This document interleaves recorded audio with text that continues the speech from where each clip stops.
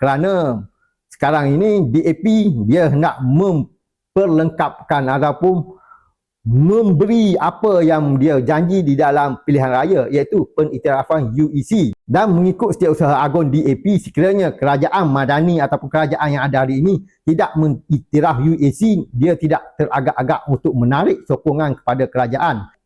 Adakah ini alasannya kerajaan ataupun kabinet menerima? Kerana takut ditolak oleh DAP.